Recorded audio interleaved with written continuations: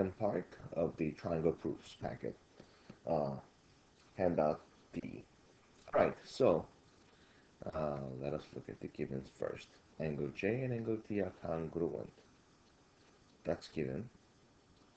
And also, line segment JK, the small portion, is also congruent to MD, the other small portion. Now then, we see that this middle portion seemingly, seemingly reflexive, but we'll see about that. JKB, JKB, this angle is congruent to DMS, this portion of the angle. Okay, now, and then we want to prove that angle CSM, which is this angle, is congruent to angle CBK, which is this angle. All right. In fact, this is quite an interesting question, only because we can do this one clearly in two different ways. I'll explain one way using the triangle proofs, and also we'll talk about the second method right after. Of course, the first method would have been having the middle line segment right over here to be reflexive, and this line segment is congruent to this line segment. And since these two angles are congruent, its supplementary angles are also congruent. I put the two dots over there. Now, and by the angle, side angle, and angle, side angle. These two triangles are congruent, which allows us to say these upper angles are congruent.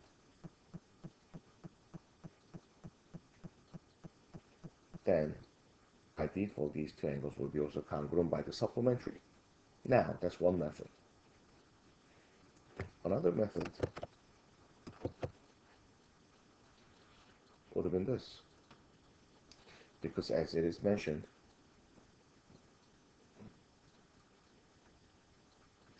earlier, this angle is congruent to this angle by the given, so as this angle and this angle. Now, that means, as we talked about earlier, these two angles are congruent by the supplementary.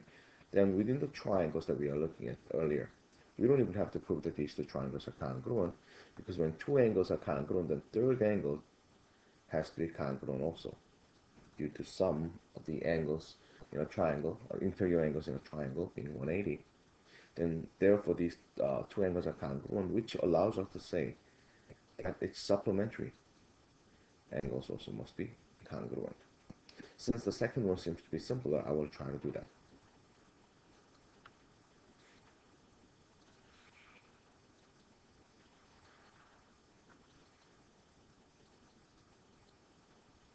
Here's statement reasons. First, yes, we're gonna still have to put the givens in.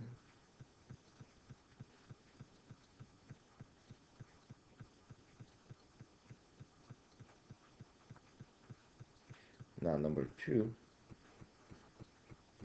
gotta say angle BKM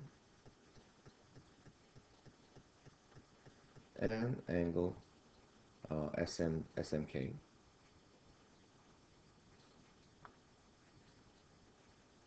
Those are supplementary to angle BKJ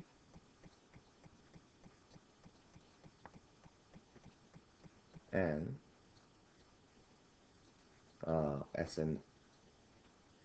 angle SMD.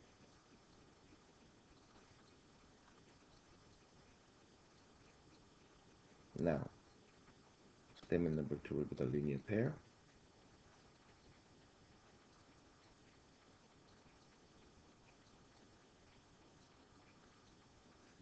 Now number 3,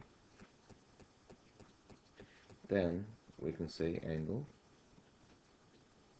EKM must be congruent to angle SMJ.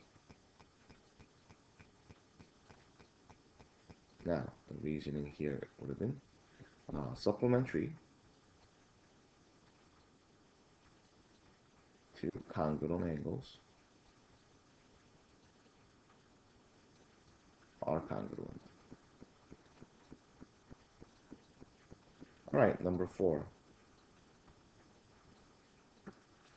That means we get to realize that X modded angle. Also, we have J angle, JSM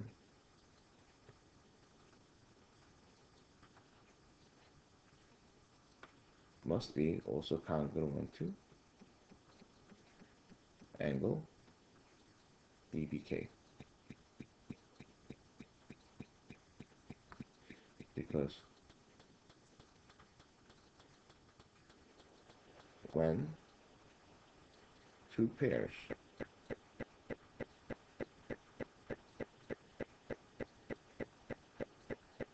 of the angles are congruent,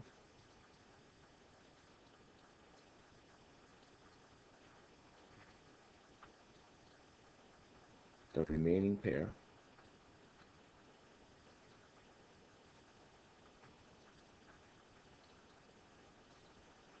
must also be congruent.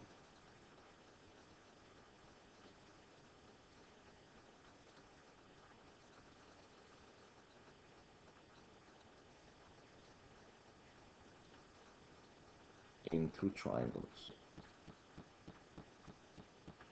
All right, now number 5. Then you will also realize that angle CSM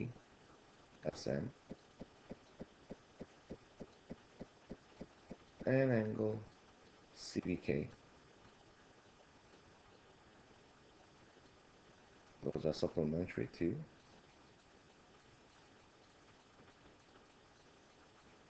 angle. We just prove them to be congruent. Angle JSM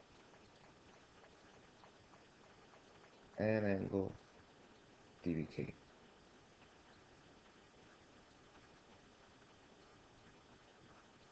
Once again, the region is linear pair.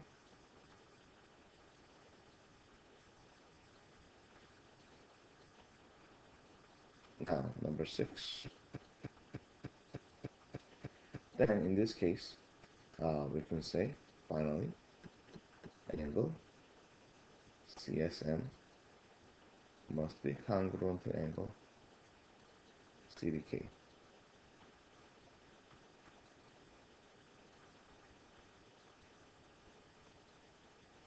Because supplementary to congruent angles must be congruent, just like earlier.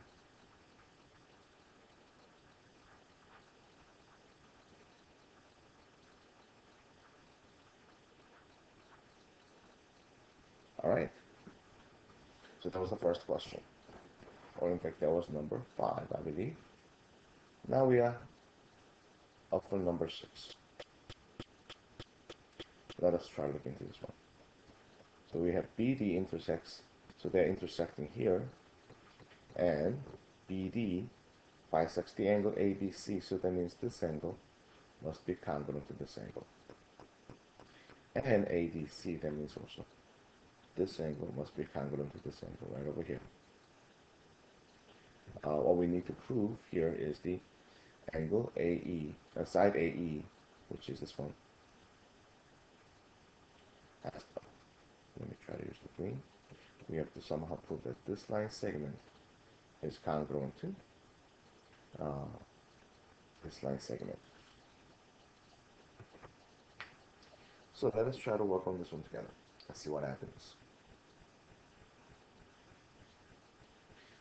First, we can easily see that BD can be reflexive in a way that Triangle ABD can be congruent to uh, CBD by angle, side angle, angle, side angle. Now, once we prove that, then what we can say is this line segment must be congruent to this line segment by cpctc. Then I can prove that these two upper triangles are congruent by, and then also this being reflexive, line BE being reflexive, hence we end up getting side angle side, side angle side, then these two will be corresponding to each other. And let's look at this, and let's see what we can do.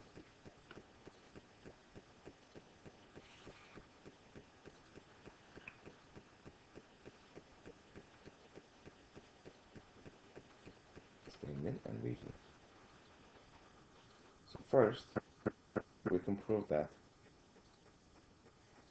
by the givens. Put all the givens right over here.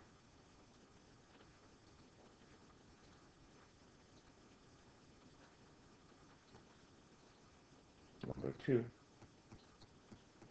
angle AB must be congruent to angle CBE, and exactly same thing happens on the other side. Angle ADE must be congruent to angle CDE. The reasoning is bisector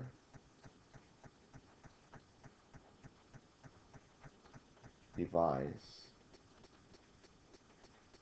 angles into two congruent parts. Now, number 3.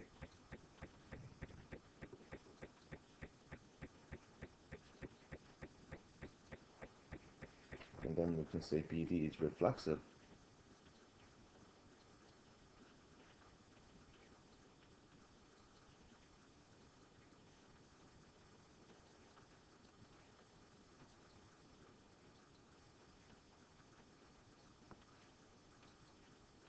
And statement number 4 will be triangle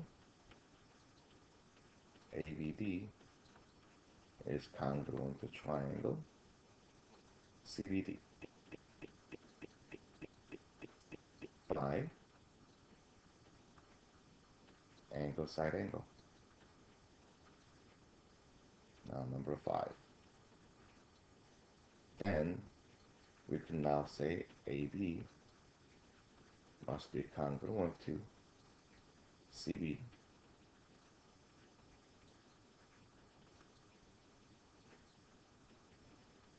by the corresponding parts, and congruent triangles are congruent cpctc.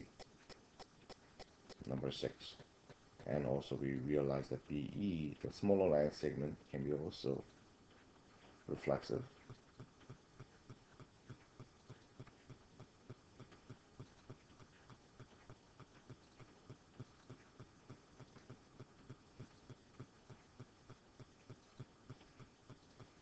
Then we can say triangle ABE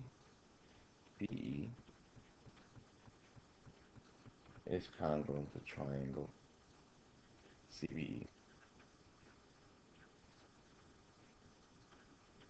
And then there will be side angle side.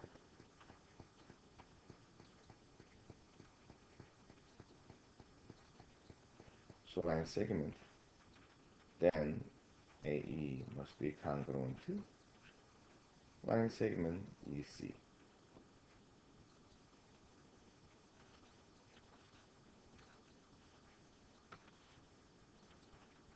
And that can be done by CP, CTC. And in this case, we happen to prove that two sets of triangles to be congruent. And this is also called as double congruence. All right, let's continue. Next question here. Now, we have quadrilateral, all these things given. And we have BE bisecting CF. Now, that means only CF will be bisected. And AE and then BCF parallel. As soon as we realize that these are parallel, then we get to one of the most popular concepts would be the alternate interior angle, right over here. Aha. And we also have a vertical angle over here too. And we can say upper triangle and lower triangle can be congruent. It seems to be angle, angle, side. Now, then we can say BD, which is this line segment, has to be congruent to this one by cpctc. Let's try to finish this one up then.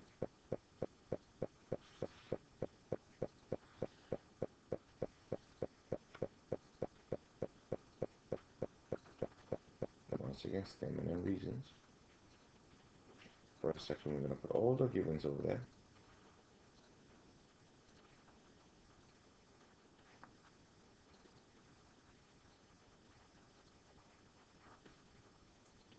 Number 2.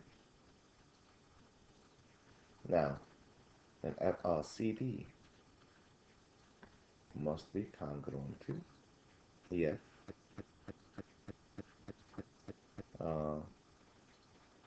because a bisector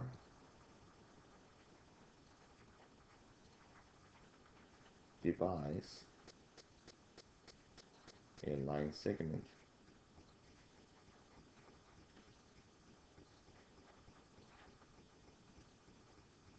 into two congruent parts.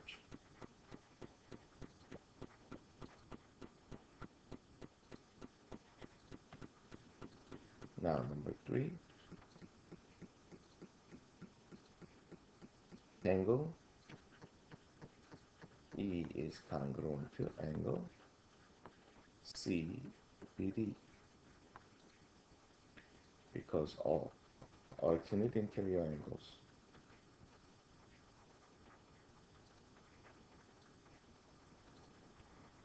are congruent in parallel lines.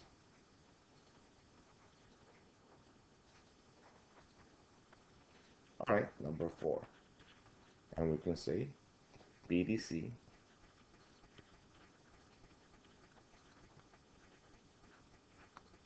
is congruent to EDF.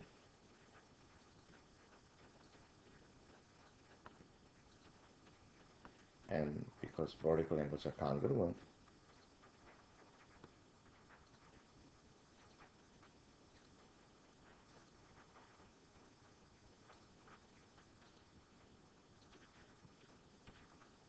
now, then we have all the conditions. So we can say triangle BCD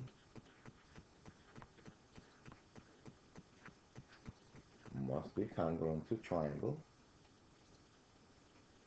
EDF.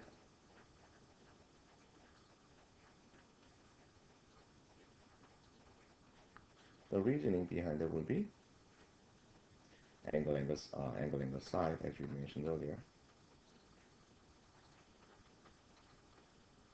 And we can say number 6, with BD must be congruent to DE.